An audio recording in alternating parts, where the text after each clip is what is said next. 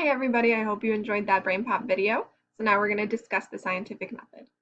So the first step in the scientific method, Tim put it a different way that maybe some of you have heard in class. He said to identify a problem. What was the problem that he and Moby were identifying? It was that the plant was dying. The plant was not growing, it was brown, right? So they identified the problem, which in another way that we've said in class is to ask a question. So when you are asking a question, you are identifying a problem. The next step is to make observations and to do a little bit of research. Now, observations are when we are paying attention to what is going on. So in this case, Tim and Moby were looking at the plant and they were realizing that it was brown, that it was not growing, and they were trying to figure out why this was happening. After you make observations and you do a little bit of research, that is when you can come up with your inference. Now, we've been talking about inferences in ELA, and that is when we take the information that we already have and we guess why something is happening. We infer, but the inference is based off of information that we already have. So we come to a conclusion. After you make that inference, you're writing your hypothesis. That's basically your explanation for your observation that you are coming up with. A lot of people have said that a hypothesis is an educated guess. Well, this is. You're inferring. You're basically using the information that you already have based on your observations to write your hypothesis. And after you write your hypothesis, what is the next step, my friends? It is to experiment. That is to test your hypothesis. So when you are experimenting, you are setting up a test where you have certain controls and you have certain variables. So in Tim and Moby's experiment, the variables were what would change. And what they changed was the water, right? Some plants were watered once a week. Some plants were watered multiple times in a day. And then what was constant, which is what was not changed, was the pot, the soil, and the plant type.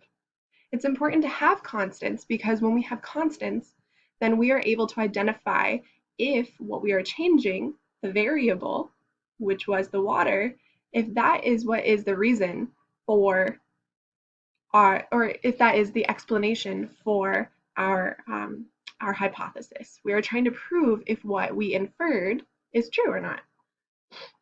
And then finally, you're going to record and analyze data. I'm trying to keep this straight. You're going to record and analyze your data. So that means while you're experimenting, you are writing down what is happening. You are writing down your observations. So Tim and Moby were doing this well. They would write down how many times they were watering their plants. They would write down how the plants reacted. Did they turn a different color? Did they turn green? Did they turn brown? Did they grow? And once you record your data, you're going to analyze it. That's a big scientific word. Analyze. That is where you look at all of the information that you have written down. And once you have written down all that information, you are drawing a conclusion. You are seeing if there is a pattern. You are seeing if things have links together. It seems like, oh, this happened, so maybe it's because of this, right? For example, one of the plants that they would water once a week. Well, they recorded that they watered it once a week, and then they wrote down how the plant reacted. They wrote that it grew the most, that it was the greenest, and because of that, they realized that watering the plant once a week is probably best.